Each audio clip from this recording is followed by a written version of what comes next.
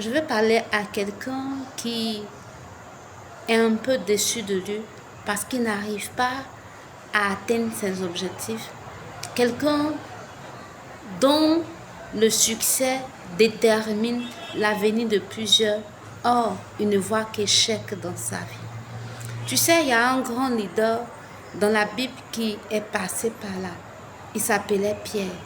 Jésus a confié la clé de l'église à Pierre. Et ce fardeau qui était si lourd pour lui l'a rendu maladroit.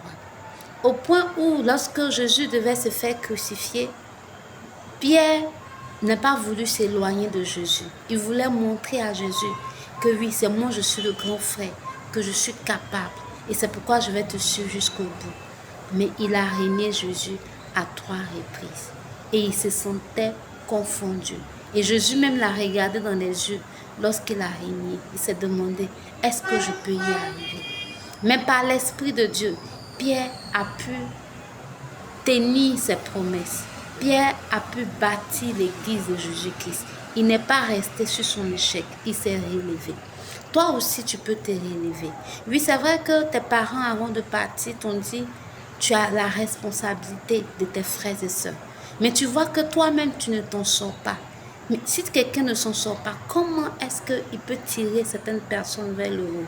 Je veux te dire aujourd'hui que tu es capable. Tu te dis que peut-être tes parents sont déçus de toi. Non, Jésus n'était pas déçu de Pierre. Il savait que Pierre allait échouer à ces épreuves-là. Mais en même temps, il savait que ces épreuves-là allaient fortifier le caractère de Pierre. Oui, ces échecs que tu as connus vont te construire, bâtir ton caractère pour que tu sois fort, pour pouvoir soutenir tes frères et sœurs et les aider à entrer dans leur destinée. Alors, je t'invite aujourd'hui à ne pas te laisser abattre par tout ce que tu as traversé comme épreuve, mais à utiliser ces épreuves-là comme une armure, comme des marches qui vont te hisser au sommet et faire de toi le leader incontesté que tu es. Shalom et que la grâce de l'Éternel soit son partage au nom de Jésus.